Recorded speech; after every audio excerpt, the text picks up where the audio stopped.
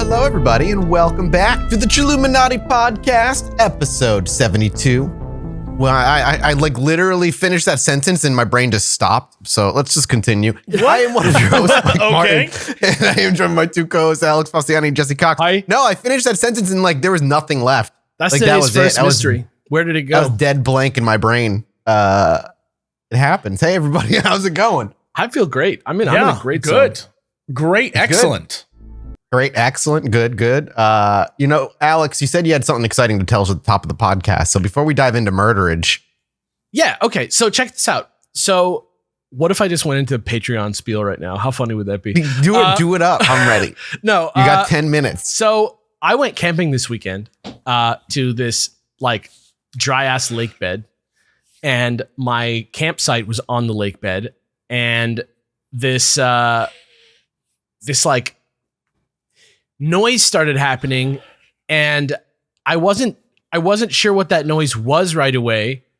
But then I realized that like it's coyotes, and Kelly and I were both up, and she was like about to go to the bathroom, and she like heard the noise, and she was like, I think I'm gonna step back from the door. But so the next night we recorded it, and I just linked you guys her Instagram post about it, so you guys can see it. But listen to this, and then think about like skinwalkers and stuff like that, and then tell me that like you don't see how somebody could like imagine something like a skinwalker.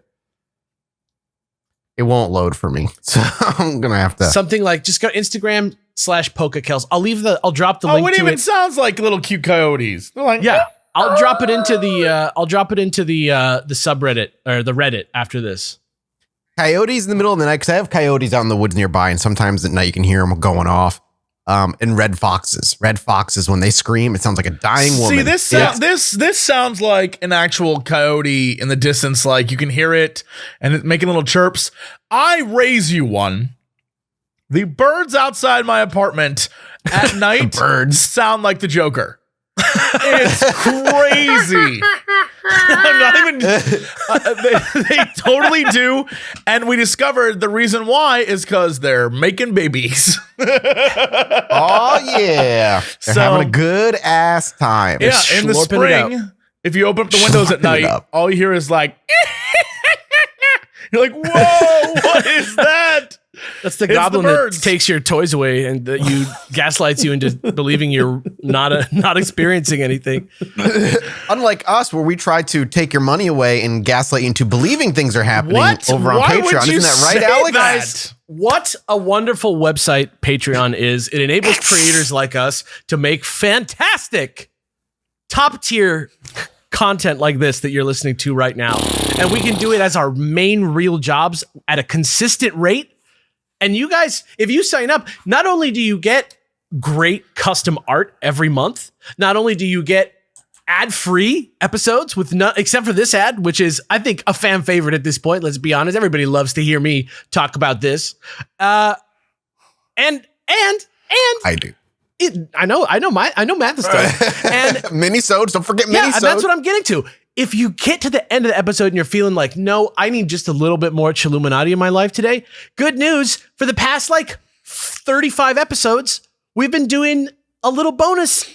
And you might have noticed them popping up on the feed every once in a while, every couple of weeks. But let me tell you, we're so far ahead of where you're at in the minisodes that there's a veritable treasures trove of minisodes for you to jump into. So if you feel like you're not getting your Chilluminati chill quota this week, head on down to patreon.com/ChilluminatiPod, and we'll set you straight for very little money. We'll set you straight. This is why we brought Alex onto this podcast. Thank you, Alex. I'm the top tier level of huckster. S+. Yeah. Snake oil I appreciate it. Is my breakfast. That was your ranking for today's 10-minute pitch. Yeah. S+. We appreciate it. Except for Jesse, but that's fine. Well, no, Jesse never appreciates it, but that's why we have him around as well. That's all I'm saying. Today, boys, all right. Jesse doesn't like it when shows sell out to big ourselves. Big ourselves. Only corporations, thank you very much. All right, boys, let's dive into episode 72, part 2 of the murderer known as Robert Irwin. Now, part one, we mostly, and by mostly I mean almost exclusively, covered his father, Benjamin Irwin.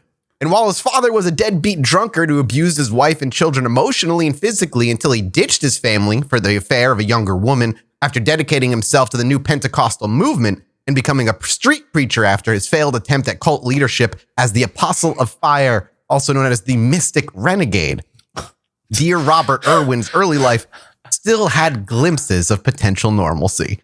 Yes, Jesse. I forgot he was the Mystic Renegade. That's still the Mystic Renegade, still the amazing. Apostle of Fire, Dude, a whiskey baptized preacher. This dude is all my indie comic book OCs from like 2005. Absolutely. Yeah.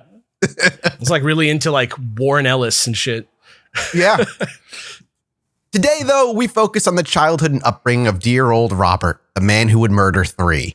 During his childhood, while his 2 brothers were out committing felonies at a regular pace and getting themselves into trouble with the law, Robert typically stayed home with his mother to help with housework, even if that house was nothing more than what the boys called a shelter, each one having to rotate who took a turn sleeping on the porch at night, as there was not enough room for the 4 of them to sleep in. Their mother, Mary, had given everything to the church and continued to do so, completely ignoring her own children in service of this church. They consistently subsisted on food that they begged from the local bakery every week.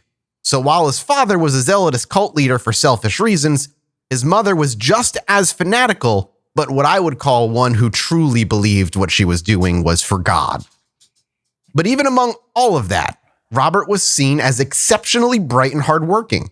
In his entrance exam to school, he did so well that he actually skipped 2nd grade entirely, while also being an avid reader, tearing through whatever books he could get his grubby little mitts on, including Plutarch's Lives, Bunyan's Pilgrim's Progress, and his personal favorite, Francois, I'm going to butcher this last name, Guizot's A Popular History of France from the Earliest Times. He loved to read.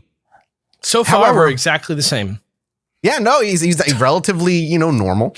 But it wouldn't be long before he too became, quote, more unruly and less attentive and developed a tendency for truancy, which he later in life blamed on a growing realization that he and the other children were different. He was dirty, had old torn clothing, and had no shoes whatsoever and no lunch, while all the other children within his classroom did. And children being children, they were cruel and made fun of him for it. His bad behavior carried over to home, where he began to start fighting with his mother more and more over the religion, telling her to, quote, stop stuffing the Bible down his throat. And in July 1919, Robert Irwin's mother filed with the court for the state to take custody of her own then only 11-year-old child, claiming an inability to take charge for his care. And soon after, just after turning 12 years old a week later, Robert was taken by the state and put into juvenile hall before being sent to Strickland Home for Boys, where he would join his youngest brother, Pember, who had been there for some time already. I forgot his brother's name was Pember. And Vindalin, his oldest brother. That's the best name. I love that name. Vindalin? Again, for everybody who enjoys the story and you want more, I'm leaving a ton about their brothers. So if you want to go do your research, do some reading, the Mad Sculptor is the main source for this research project. But there's a lot about their brothers. They were doing all kinds of stuff. However, like cool stuff or killer stuff?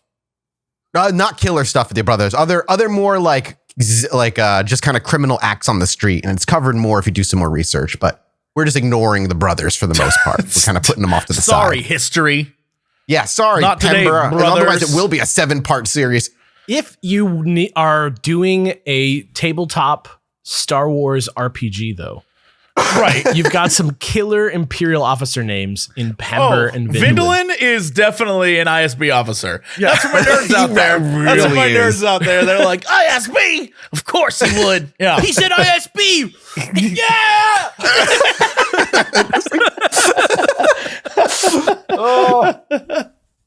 You know what would have helped that ISB agent, Jesse? Therapy. That's why we would like to thank today's sponsor of the episode, Talkspace. It's not easy to prioritize yourself. Just look at all of the Imperial agents. They definitely prioritize the Emperor and the Death Star over themselves. So it's not easy to prioritize yourself when there's a lot on your plate and the world is it's 2020. But investing in your own mental health has long-term benefits. And with Talkspace, it's actually affordable. Unlike in-person therapy sessions, Talkspace gives you 24/7 access to your online therapy room. Send unlimited messages to your dedicated therapist and they'll respond daily, 5 days a week. Best of all, an entire month on Talkspace costs about the same amount as a single in-person session.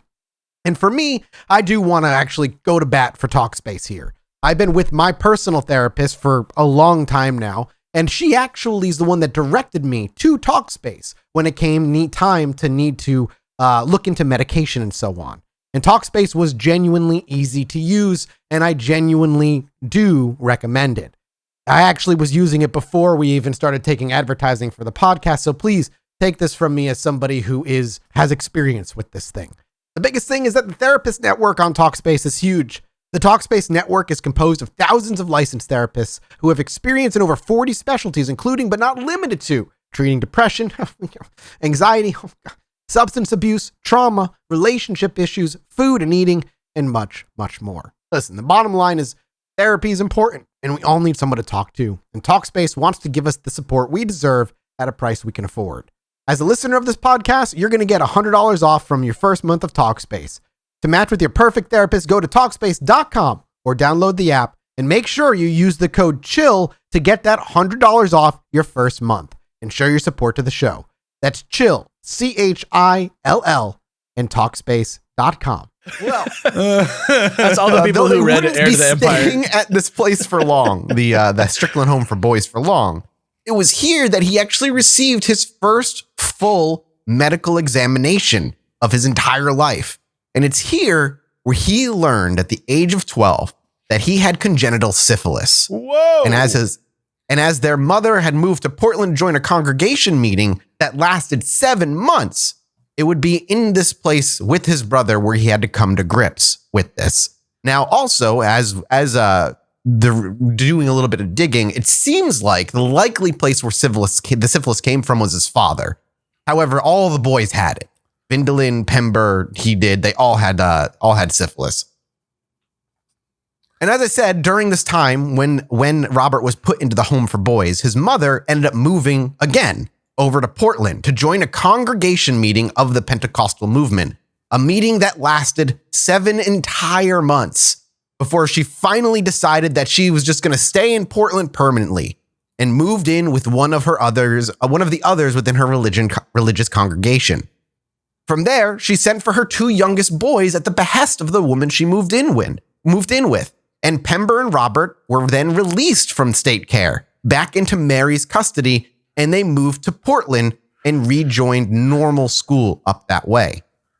And early on, even through his difficult times, Robert showed promising signs within visual arts. He devoured more books, renting them from the library and ripping out pages of sculptors and other pieces of art that he liked, saving up as much money as he could so that he eventually could buy his first set of modeling clay. And he did.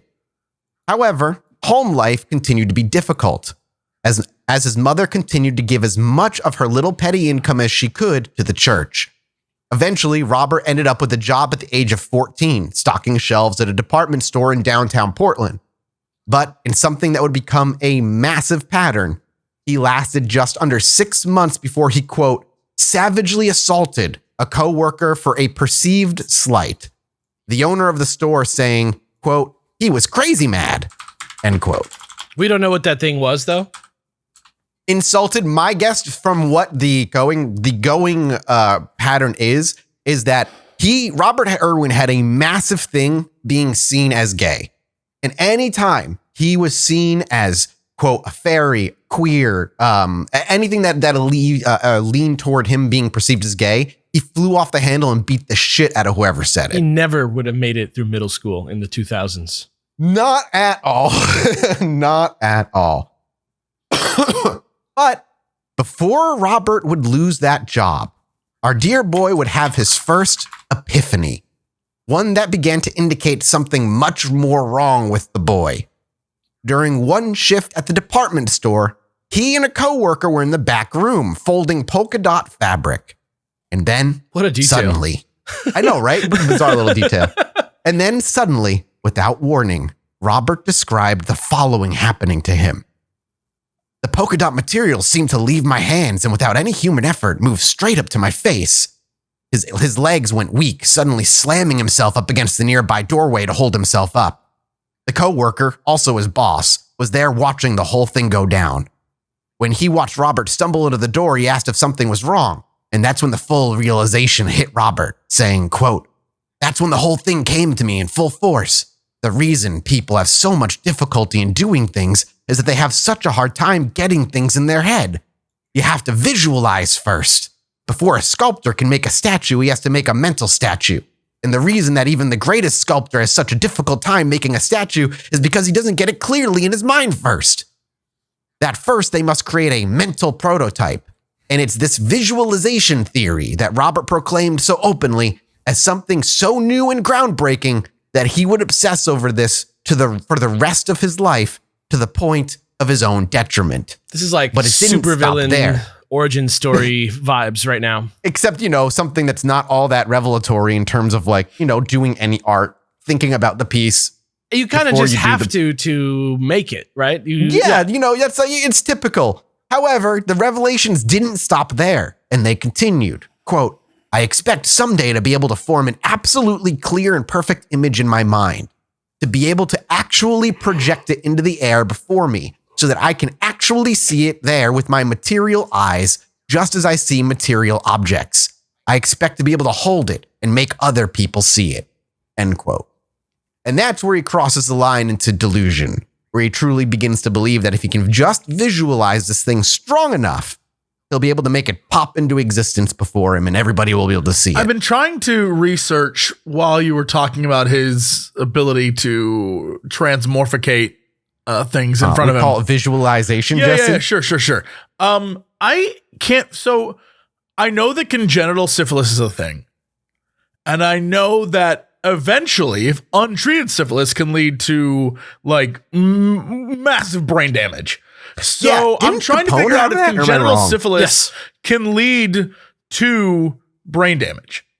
I don't know. It's definitely worth thinking about and something we're going to explore in the final episode next week. All right, yeah, because I'm looking up and I know, the internet breaks everything down to syphilis and secondary syphilis and latent syphilis, but there is no connectors between anything. It's all these can happen, and then children can be born with syphilis if you've got syphilis, but they don't say is it all the same? I don't know. I'm researching and back deep diving. in the 1920s too, where medicine is extremely basic. Mm-hmm. So he's truly believing he can visualize and what. It's also important to keep in mind too, Vindalin and Pember didn't get to this great level of breakdown, But anyway, and with this new obsession of visualization, he immediately attempted to put it into practice. Robert would go in his room, take all the pictures that he had ripped out of his art books to initially for the purpose of inspiration, and then continued to lay them all out before him. He would then spend hours staring at them in excruciating detail, attempting to memorize every single aspect of each painting. Then, after studying them, he would turn out all the lights, sit in his bed, and attempt to imagine those pictures so vividly that his brain could project them into the darkness. He just got hype on remembering shit. Yeah, he would sit there and bring them super close up and every minute stroke, color, detail of the paintings, and he would just try to memorize them all as perfectly as he could. And unsurprisingly and unfortunately for our dear Robert, none of this worked. With him saying, quote, "Anybody can concentrate entirely on a thing for a moment or two, but after that, it gets to be a strain." Frustrated but not deterred, he decided to develop a new tactic. He went on to hire a local boy to call him out anytime he broke focus, and to keep track of the time he could focus before he ended up breaking his concentration and looking away. A local boy? What? Yeah, a local boy. A local nearby boy that was younger than he was just paying to sit there and watch him. Be like, hey, look at the painting. Yep.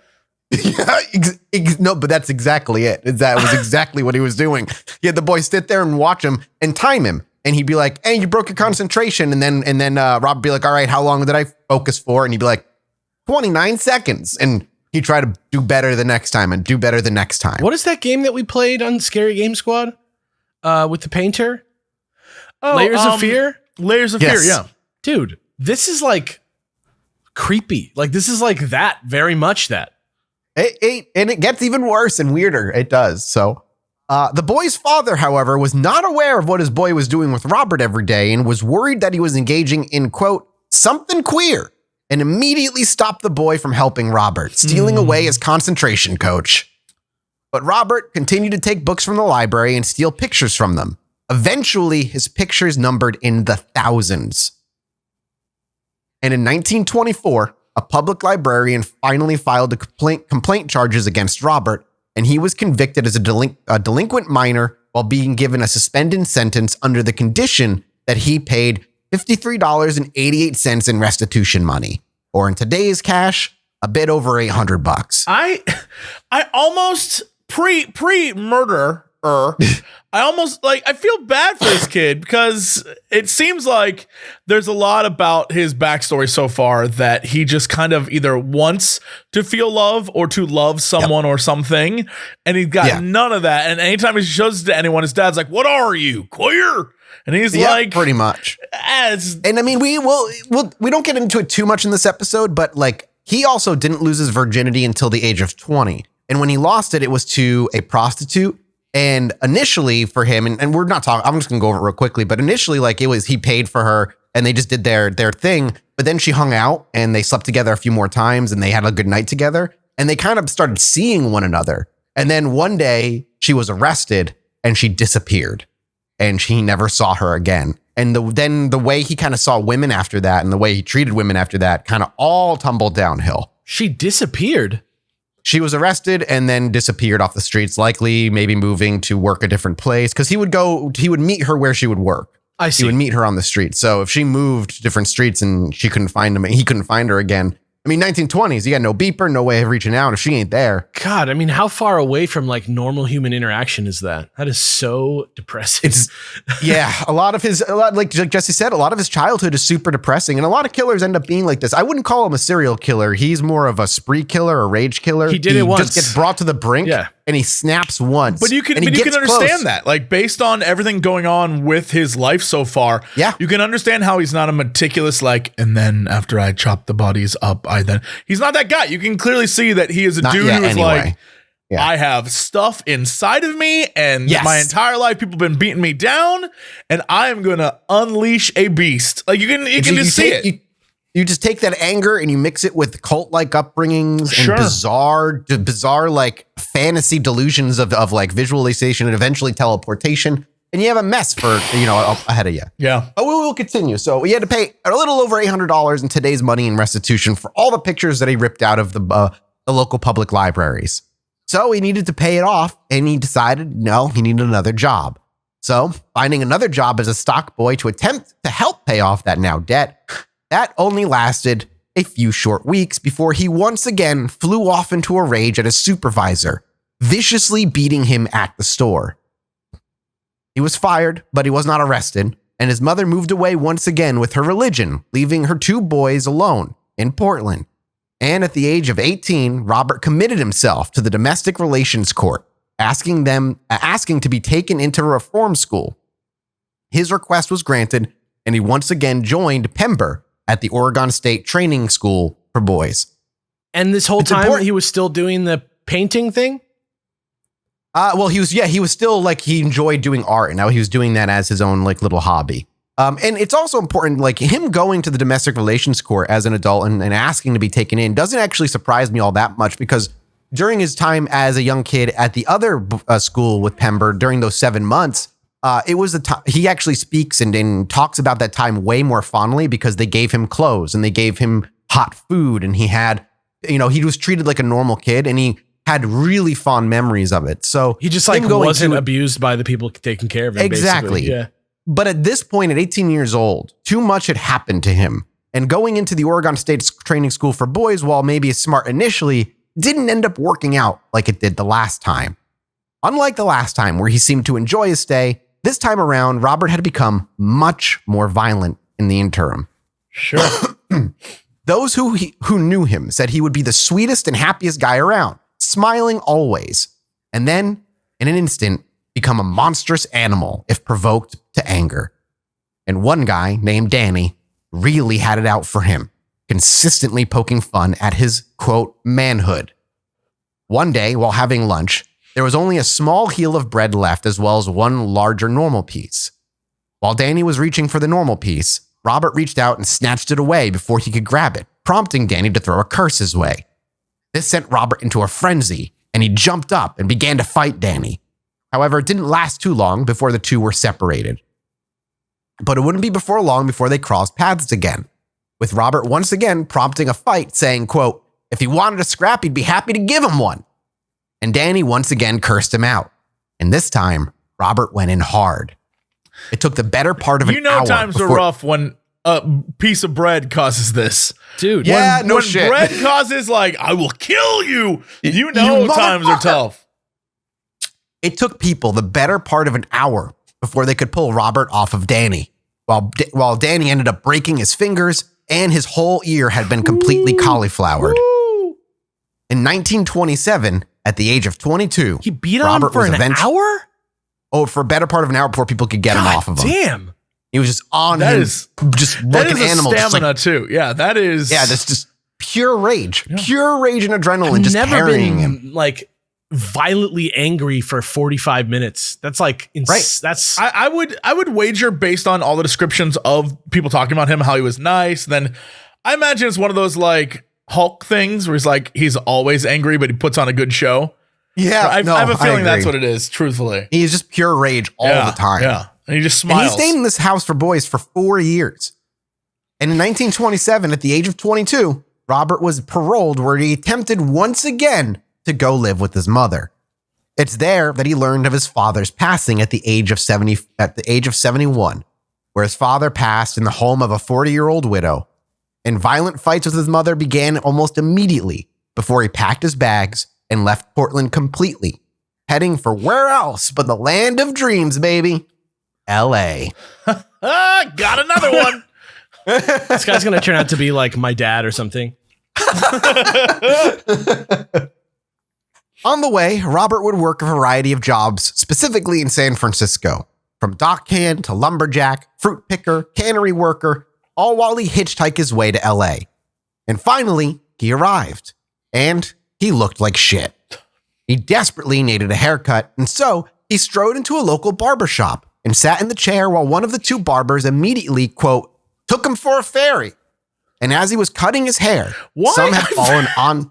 What is happening to him? But this is Robert's words. This is what he said. He said they took him for a ferry. You got to take it at Robert's words, whether this actually happened or not. Again, this is Robert talking about himself.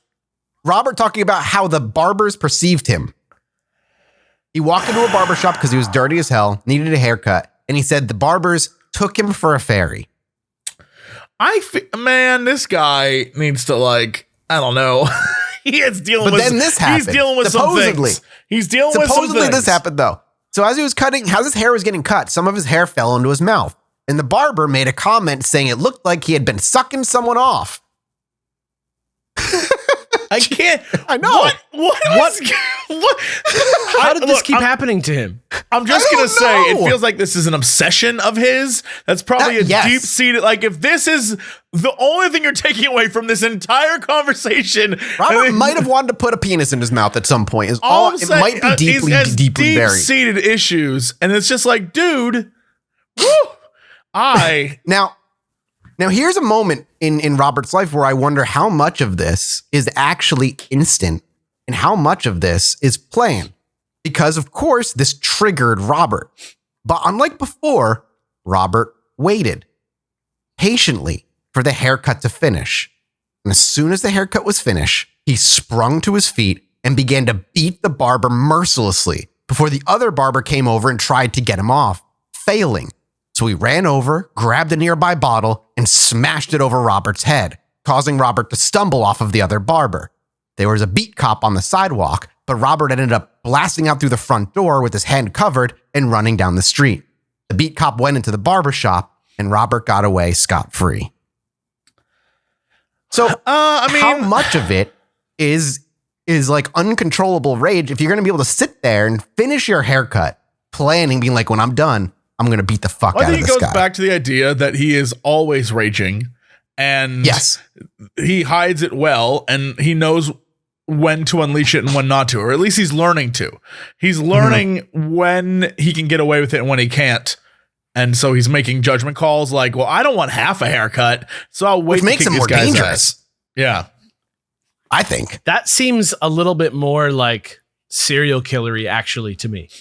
Yeah, that's you know, and I still don't necessarily believe he's a serial killer, but the minute you can stop yourself from, you know, holding back your anger and being like, I will beat you when get what I want from you first, then it's like, okay, are you starting to embrace this violent side of you? Yeah, I think However- maybe that's closer to what you have to imagine that once you initiate your first hour-long beatdown, you learn a lot of valuable lessons about that. And how much you like it. Yeah, you learn, and also you learn like when it is appropriate to do that, and when you can get, you know, there's a lot of things that you learn from. They always say like, even though I have no experience with it, you know, I've watched enough movies and documentaries to know that like, if you ever kill a person, it always gets a little bit easier every time you do it. Yeah, I mean, I guess. escalation, right? Escalation, serial killer escalation. Yeah, that's 101. what, like you just and so I have to imagine that there's something akin to that here, where he's like, "Look, I'm escalating everything I'm doing. I'm being smarter about it." I don't know. I'm going to show you boys a picture real quick, and for anybody who's out there and wants to look at him, this is important. Just going into like, how does he keep getting these things? You have to understand, Robert was actually a pretty good-looking dude. So I'm going to show you a picture of Robert on the camera here. That's Robert there. I don't know if you can kind of see him all that well. All right, let's stress he was a good-looking dude for the 1920s. The 20s. He's a 20s typical like decent looking Although guy. looks on like that Andrew same Ryan. page, on He this does look like Andrew Ryan. Holy shit! on the same If he grew a page mustache, is a like just a young naked woman. Is that from the story? Should we know her? yes. The people he killed, naked models that he ended up falling in love. We'll get to it in part I 3. didn't know that's what he was doing. Oh, Yeah, he gets into man. sculpting later. This guy Well- is this guy has to be studied in psychology classes. Everything I wonder about if he him is like peak Psych 101. Yeah, Everything. there's a lot.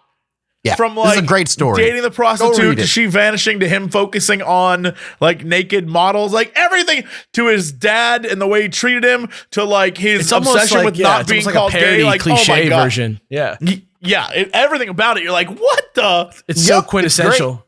Yeah. So while Robert ran off bleeding from the head, the years continued, and Robert was still quite presentable now that he had gotten to where he was going, bathed, haircut, and he spent the rest of his money on what good clothes he could. And while he wasn't losing his mind, he was actually able to land a job, being hired on the spot at the studio of Carlo Romanelli, which worked in prop making for Hollywood at the time in the 1920s. Hollywood, California. Exactly. This is also the point where he stops doing jobs that are kind of just like stocking shelves, and he truly starts to explore the artistic side of himself. And he would hold onto that job for a year, for honing his craft, improving his works, while he fervently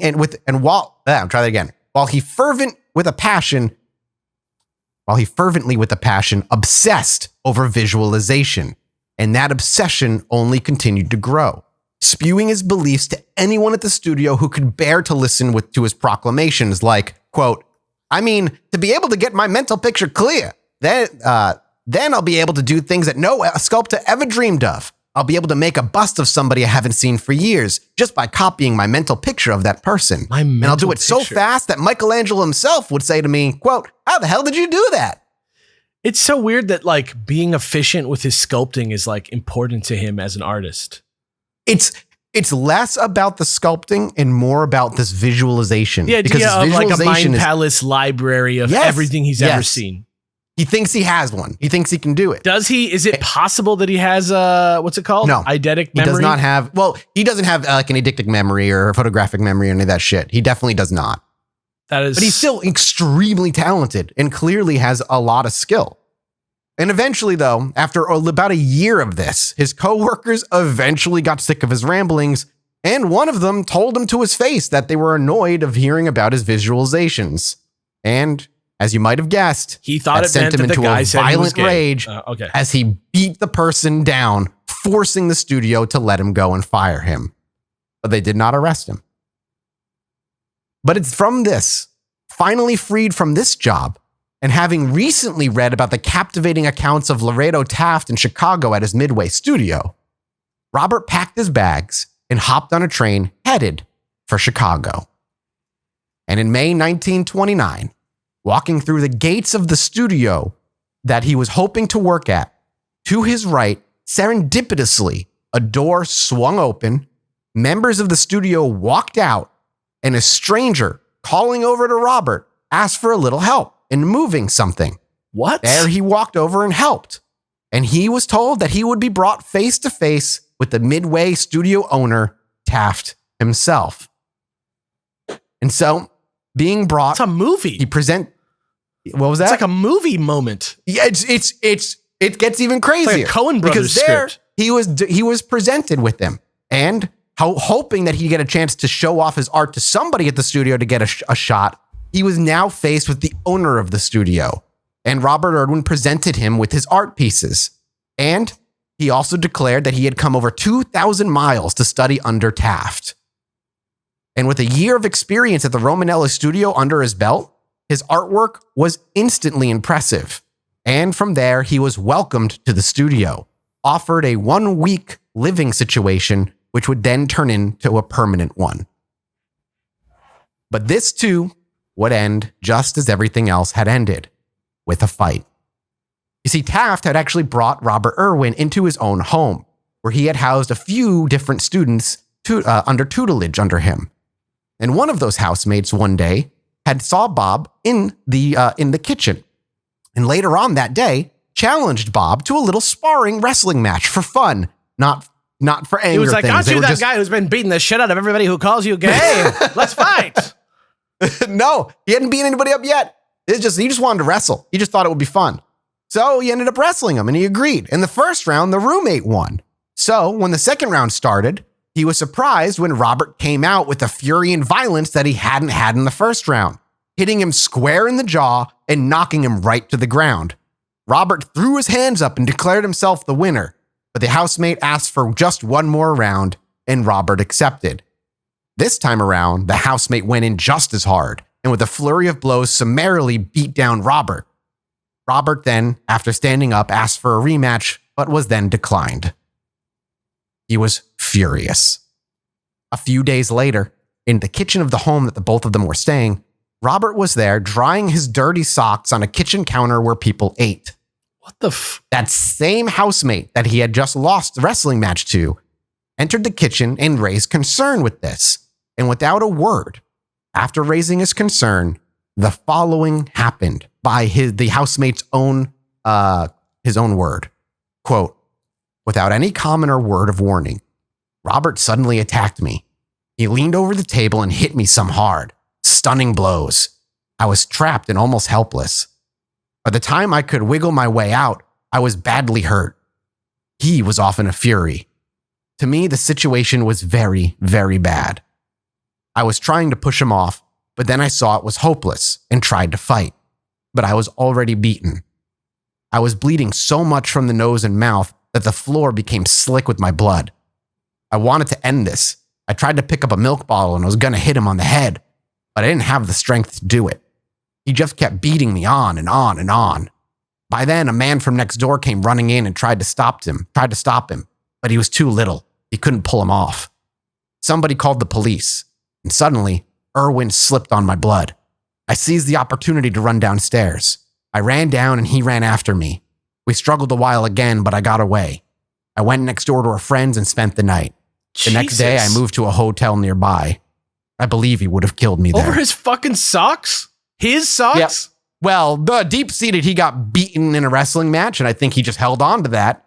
And then this was just his reason to beat the person up that beat him in a wrestling match. And whose idea was the wrestling match again? That guy, the guy that he just beat up. Like, it was just a few days before he got beat up, and he was just like, hey, you want to wrestle? Like, let's wrestle. It'll be fun. And so they did. That's what you do in the 20s. And then he lost, and he got mad, and he held on to it for days. And then when he got a perceived slight about drying his socks on a nearby counter, he flipped out. Good Lord. Yeah, it's rough. It's extremely rough. And again, this is another moment where I'm like, has the flip has the switch in his head turned? Has he flipped the switch where now he's waiting days to beat somebody up? He's waiting for a reason that in his mind, he can justify it. But I don't know. It's nuts. This, of course, lost him his position at the studio. And by 1930, completely out of jobs and after a failed self-plaster bust business, which, by the way, he attempted to start a whole self-business where he created miniature plaster busts of celebrities in the 20s. Just unlicensed, knick-knack? Yep. And you want to know a really fun story? It's not in this. He called out, he rang Al Capone. He rang Capone to make a bust about him. He had just gotten out of prison for the first time after a few month stints for some small charges. And he reached out and Capone actually reached back. But he was in the moment laying low and hiding and had no interest in having a bust made of him. Just 2 cases of syphilis talking to each other on the phone. It really is. What's up, dude? You crazy? Hell yeah, me too, man. And so completely out of jobs and after a failed self-business, Robert ended up almost prophetically carving tombstones for a living. Good Lord. However, no, he was desperate to put his talents to use. And his obsession with visualization had begun to stretch beyond the boundaries of sculpting, and art, as his grip on reality slowly began to slip, and true depression, I think, began to sink in. And so, in his desperation to be something more, Robert packed up and moved again, one last final time, off to New York City. And this guy got the whole Great American Novel on him. Yeah, he really did. It's like Gatsby. But it's here. It's here his violence would explode and further would begin to seep into his fantasies. At one of his lowest points, debating committing suicide, he decided that he wouldn't do it by his own hand, but by murdering the old woman who had taken him in New York, getting caught, and then being sent to the electric chair to die. What? He wouldn't even, his own violent fantasies about suicide were that's what he was visualizing constantly. He wanted to murder the old lady he was keeping him and then go to the electric chair and die that way. He was disturbed, however, by his own violent fantasies, and he presented himself to the Winifred Masterson Burke Relief Foundation. And it's from his time spent here, we truly learn the Robert Irwin is a deeply disturbed man, and that his violent fantasies and bizarre obsession with magical power of visualization began to mesh with his out-of-control sex drive. During his 9-month stay, he became close friends with a man named Chuck Smith. And Chuck had this to say about his friend's fanatical theorizing. Quote, he has ideas that are more abstruse than Einstein's. I'm sorry, was an accent coming up? He has ideas about... No, you're in it now. Do the accent, man. He has ideas that are more abstruse than Einstein's, who at the time was privy to Bob's newest obsession, his determination to funnel all of his libido into his visualization work. So at this moment, he's trying to take all his sexual energy and somehow funnel it into concentrating. But if there's anything I know about being horny, you cannot concentrate on anything other than wanting to fuck. Strongly disagree. I've been doing a lot of work the last year. Been putting a lot of effort. Doing great. Chuck continued saying that Bob continually talked about bottling up his sexual urges and at the same time couldn't stop talking about women's breasts. It is one of the only things that Bob would talk about beyond his visualization obsession. He enjoyed every aspect of a woman's breast. Even going wild. It's like weird, like specifically focused on a boob. He loved boobs. I just want to say, Alex, you may remember this, but to everyone out there, if you've never seen a movie called Frankenhooker. Oh my God. I have never seen Frankenhooker. Which, by the way, Bill Murray says is one of the best movies ever made. He's not wrong. Here's what I'll say. During that movie, there's a scene in which the crazy mad scientist is like rating boobs and he pokes this one woman's nipple. And as Alex said, he goes, awesome.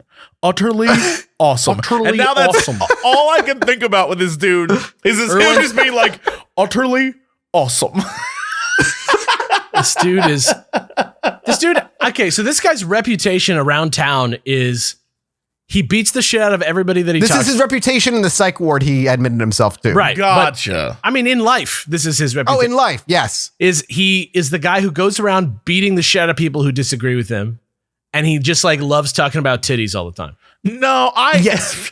I don't know if that's accurate. I feel like his reputation is everyone is kind of like, oh, that's the guy who definitely has some deep-seated issue. Like everyone like makes fun of the dude constantly. And so I feel like he's that guy who always has to stand up like for his manhood. He's the 'cause Joker? He can't handle Yeah, you're exactly correct. Not to cut you off, but like again, I left out a bunch of there's a bunch of stories where he just is sent into a violent rage because he's perceived or somebody made a comment to him that immediately made him think like that had to do with the manhood or being gay. And that was his trigger point. Yeah, and it seems like it. Every time he's gone off the handle, it seems like it's because someone questioned him as a man, which is like, ooh, that is my dude. That reflects on our culture a little bit too, doesn't it? Yes, Oh, absolutely. agreed. And it's 100%. It's a little crazy to think like that's his. It's kind of like when everyone would be like, "What are you, Marty McFly? Yella?" He's like, "I'm gonna get in a car crash." Like, Yeah. what? Let it go, McFly. Go home. You're Irish. Just think of your family. Just think of your family, McFly. Your It's Irish not worth it. great grandfather was right. Just walk away, you idiot. Like, The real Chilluminati mystery of that is why does his relative in the Old West look like Michael J. Fox instead of Crispin Glover? Because it messes everything up. Why would his mom be with him in the past? It doesn't make sense. Yeah, it doesn't make any sense. But that's right. Robert Irwin is Marty McFly of the 1920s. It's fine. Yeah. In some aspects. Continuing on, though. In some aspects. In some aspects, correct. But Chuck continued to say some of this about Robert's dalliances within the mental hospital. Quote, "There was a woman at Burke Foundation. She said she was 32, but she looked older because her hair was gray. She was a waitress. She got to monkeying around with Robert one night down in the basement. She just began to act kittenish, and he grabbed hold of her breasts and she started giggling. He took her out one night and they saw Greta Garbo and Mata Hari." This must be a movie. You're right there, Yes. Alex. You like look. I'm just Mata like, Hari. I'm just like, how does that work? I'm just picturing the situation, and I'm like, how is this guy like knocking him out, like hitting homers with these moves? Because he's such a man. Don't you get it? He is. He's such His a. masculinity. Don't question it, Alex. All right, So, all right, you got me. so he took her out one night and they went to go see Greta Garbo and Mata Hari. And then they had a chicken sandwich and coffee. And after they had a milkshake and she paid for everything. Right. Oh, because she wanted to get some. I get it. Exactly. Well, exactly. Because then when they got back to the Burke Foundation, they went to the dining room and they fucked right there. In the on dining tables. room? In the dining room. Afterward, however, Robert was deeply ashamed, saying, quote, "I was so damned ashamed of myself for taking such an old looking bitch." Wow. I know. And he let her pay money. Like, what is this guy's masculinity She defined treated by? him. They went out and they banged, and then he's like, fucking, she was old. I can't imagine some toxic man being like, "Yeah, damn right, pay for my dinner." Yeah, right. That's nuts, dude. And then he's like, It's "She was nuts. old as hell." Dude, this guy. Yeah, he was ashamed because he fucked an old woman or If whatever. this guy I lived don't know. today, he would own a shirt that said "Stop being offended." He would, you know what? If he was alive, Oh my god! if he was alive today, he'd say Meninist. he'd have right like across the he'd have like a center. controversial podcast that like nobody likes, but like somehow it has like 300,000 listeners. Oh my god! Well, Chuck said that Bob's ideas had gotten so oddball that he began to simply dismiss them. But Bob had told Chuck that he decided the best way, because keep in mind too, Robert hated how horny he was. This is very important. He despised it. He wished that he wasn't horny so he could focus on the stuff that he wanted, but his Like own boobs? sexual urges were distracting him, and he hated it. So Bob told Chuck that he decided the best way to deal with his unwanted sexual energy for the sake of his visualization Oh my god. is to chop off his own penis. I figured that's where we were I going. knew it was fucking coming. I figured that's where we were Knew going. it was fucking coming. However, he wouldn't chop off his penis in the Burke Center. And Bob eventually left the Burke Center. moving to Manhattan. And the reason he left the Burke Center were supposedly because 2 women kept putting sexual advances on him and it infuriated him. So he left to get away from the women who kept trying to sleep with him.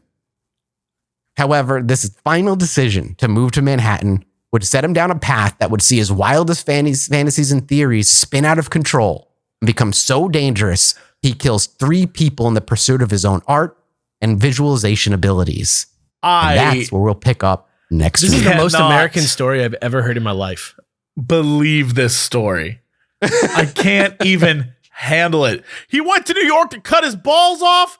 He was already in New York. That's where the center was. And then he moved to Manhattan to get away from the women who were desperately trying to just jump on his dick. Literally, he left the mental facility because 2 women were trying to bang him. He thought about so many boobies that he decided to cut off his boobies, penis. Dude. Have you ever thought about boobies so much you wanted to cut your own dick off? I do. I can't do wonder though if even with a not having a dick, does the thought of boobies stop? I don't know. I don't think that's how it. Yeah, I don't think that's how it works. Yeah, I don't think so either. But depends on why you care about the boobies. I still like them. I can't help myself. I love the boobies. God damn it. Yeah, I get. Well, okay. That's it. We'll finish up. Robert Irwin. Next, part 3, the finale. His murders, the scene, his attempted escape. He tries to get away, and his trial thereafter. This is fucking nuts. This is a wild true crime. In the olden days, true crime stories are wild, man. It always seems like it's like a little bit impossible with the olden ones, like how far along everything gets. But I'm sure it's just true. I will say the just going back to true crime and all that stuff, and thinking about the olden days of the 1920s, 100 years ago. Yeah, I was watching. If you're ever, it's I don't know if it's Sunday night and you're just around. On a lot of cable shows, they rebroadcast all those old murder mystery shows that used to be on like the mid 2000s or like, the 2010s are like Snapped, shit like that. Yeah, like Dateline, like that, like this. So I was watching one and it was about a woman here in LA who was murdered. And the whole premise was like, was she working with the CIA? Her body was found in the back of a car, but she was a CIA operative. Like it was crazy. But at the crime scene, the body was discovered in, I think, 2002, something like that. And or maybe it was like the late 90s. It was in that 99, 2002 range. But they found like a drop of blood. And because DNA testing was not as good as it was, they were like, well, we don't know what to do with this. And then cut to 12 years later, they're like, yeah, let's test it. And so they go through the process of testing it. And so even in 12 years time, technology and the things that they use to forward. Yeah. Zooms forward. And so they cracked the case. They solved everything based on that. It's crazy how much case for years. People just got away with. The thing that will get Robert Irwin, the thing that puts him behind bars is something that he's been doing since day one. It's his ripped picture obsession. That will be the crux of his crime. And you'll see how all that falls together. That's how it worked with most most crime back in the day. It was sort of like, all right, we can't get him in all the murders, but we can get him for tax evasion. Like Capone. The freaking dude, the vampire guy that I was talking about at episode 69.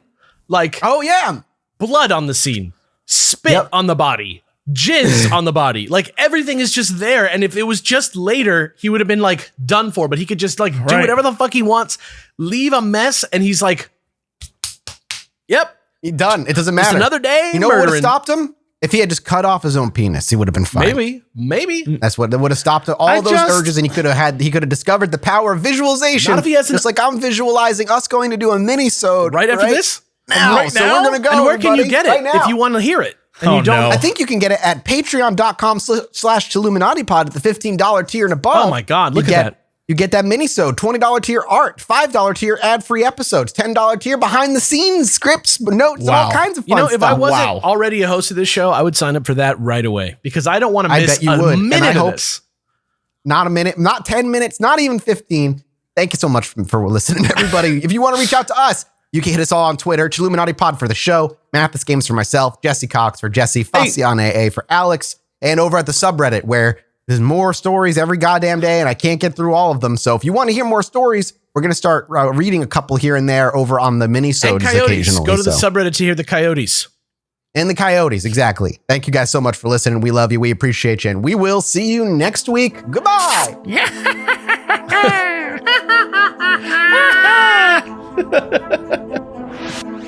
Anyway, me and my wife were sitting outside indulging on our porch one night, enjoying ourselves. I needed to go to the bathroom, so I stepped back inside, and after a few moments, I hear my wife go, "Holy shit, get out here." So I quickly dash back outside, and she's looking up at the sky in awe. I look up too, and there's a perfect line of dozen lights traveling across the sky.